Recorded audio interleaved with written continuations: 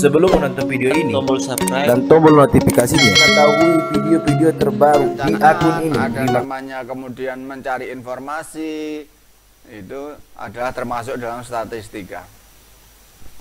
Jadi informasi yang makin cepat sekarang, kita menggunakan handphone, menggunakan internet, itu sudah dimanfaatkan untuk berbagai bidang ilmu. Sebelum menonton video ini, tombol subscribe dan tombol notifikasinya, mengetahui video-video terbaru di akun ini. Jadi Terima dengan kasih. demikian, dengan ilmu, pengetahuan, dan informasi yang sangat maju tadi, maka statistik tadi semakin banyak digunakan dan semakin cepat untuk bisa dikumpulkan. Misalnya ada angket, misalnya ada voting, misalnya ada bajak pendapat, itu semuanya bisa cepat sekali dilakukan dengan adanya teknologi yang sangat maju ini, karena bisa dikirim melalui secara langsung secara internet itu. Oke, jadi di sini kita tidak usah merasa sulit, karena nanti akan semudah sekali dalam kita mengumpulkan data-datanya.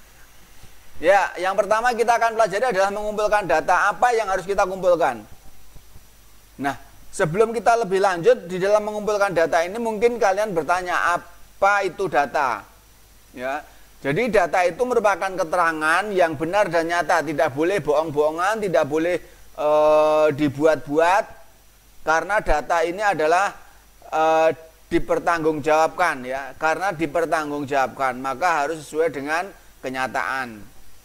Ya, jadi kalau sampai itu bohong, maka data tidak dapat dipertanggungjawabkan. Jadi keterangan atau informasi yang diperoleh itu harus benar-benar disurvei, ditanyakan langsung, dilihat langsung, diamati langsung, itu data.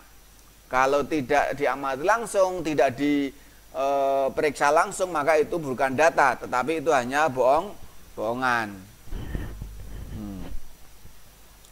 Oke, itu contoh saja. Coba untuk lebih mengetahui data tentang teman-teman sekelasmu, coba kamu bentuk kelompok. Setiap kelompok terdiri atas 4 orang ilmu siswa atau 5 siswa.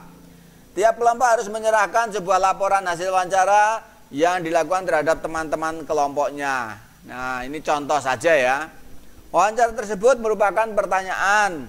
Misalnya dalam satu kelompok itu ada pertanyaan bulan kelahiran, hobinya apa, jumlah saudaranya berapa, warna kesukaannya apa, cita-citanya apa, cara berangkat sekolah apa, naik sepeda, jalan kaki, diantar mobil, diantar motor, digendong, atau bagaimana. Pekerjaan orang tua apa.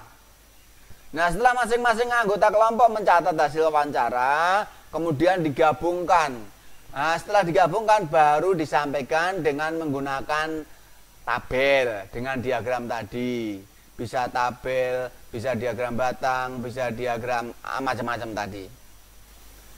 Nah, jadi pengumpulan data dapat dilakukan dengan banyak cara, kan tadi di depan sudah saya sampaikan.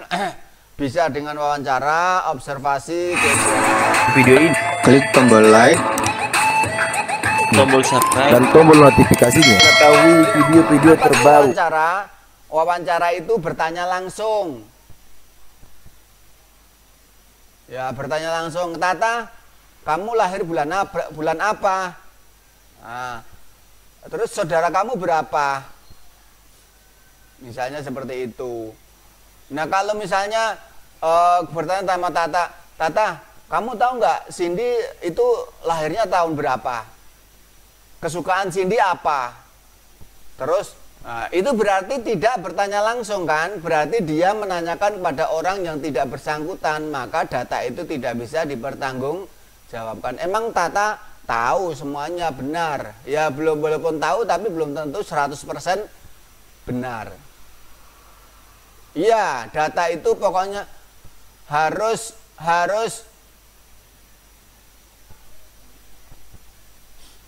ya, data itu adalah harus sesuai kenyataan. Ya, tadi wawancara ya. Yang kedua, perhatikan, observasi. Apa itu observasi? Observasi adalah pengamatan dan mencatat secara sistematis terhadap unsur-unsur yang tampak dan objek penelitian. Contoh, perhatikan. Misalnya kamu menanam tanaman sayur atau sesuatu tanaman aja lah. Kamu menanam, kemudian kamu catat hasil menanam kamu itu hari 0 sampai hari keberapa masih belum tumbuh misalnya. Kemudian mulai tumbuh hari ke-5 misalnya.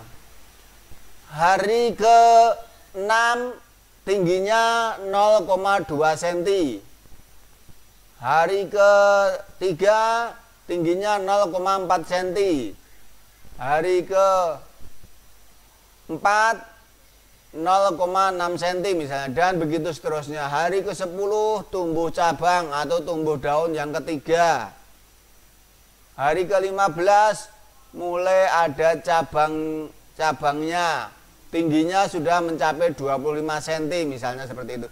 Nah, itu namanya adalah observasi dan pencatatan dengan cara sistematis, setiap hari dicatat atau setiap minggu atau setiap berapa hari. Itu namanya observasi. Apa itu observasi? Penelitian. Penelitian kecil-kecilan. Seperti itu. Nah, kemudian yang ketiga, kuesioner. Kuesioner itu adalah iya betul, kayak angket. Kuis berarti adalah cara mengumpulkan data secara acak, tidak langsung. Bisa melalui angket berisi jumlah pertanyaan, ya. Nah, seperti yaitu melalui angket berisi sejumlah pertanyaan, itu kuesioner. Misalnya kuesioner itu betul, misalnya di kelas nih, Pak Guru ingin mengadakan kuesioner.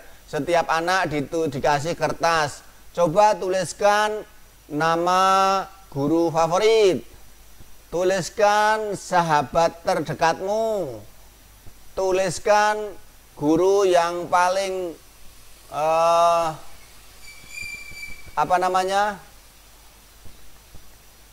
guru yang paling tua, paling disukai, boleh apa kayak ya.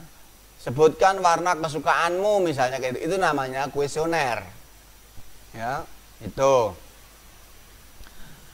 jadi ada 3 cara, yaitu wawancara, observasi, dan kuesioner. Nah, mengumpulkan data tadi dapat dilakukan dengan beberapa cara, yaitu dengan cara survei. Survei itu apa? Survei itu yang melihat langsung, ya, dilihat, diteliti secara langsung bagaimana. Kemudian bisa dengan melakukan pengukuran langsung, pengamatan langsung, ya kan, dan seterusnya. Tadi di awal sudah saya sampaikan, tapi kita akan pelajari satu-satu. Ya. Jadi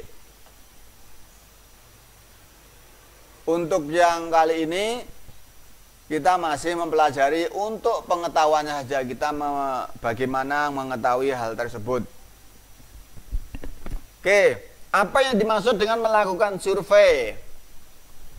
Coba nomor 1. Misalkan kamu ingin mengetahui nama orang tua dari teman sebangkumu. Apa yang akan kamu lakukan? Kamu akan menanyakan langsung kepadanya. Akan tetapi misalnya kamu ingin mengetahui nama orang tua dari teman sekelasmu, apa yang akan kamu lakukan? Untuk menanyakan satu persatu kepada teman sekelas tentu membutuhkan waktu yang lama. Nah, cara lain yang adalah menuliskan daftar pertanyaan pada sebuah lembar kertas, lalu memperbanyak tulisan tersebut dan bagi-bagikan kepada teman sekelas. Berisi daftar pertanyaan tersebut disebut dengan lembar isian atau kuesioner atau angket. Isinya merupakan pertanyaan-pertanyaan yang terkait dengan data yang dikumpulkan. Seperti itu. Demikian yang saya sampaikan. Sekian, semoga bermanfaat dan terima kasih atas perhatiannya. Jangan lupa untuk subscribe, like, dan share dari ekobudaya.com. Assalamualaikum warahmatullahi wabarakatuh.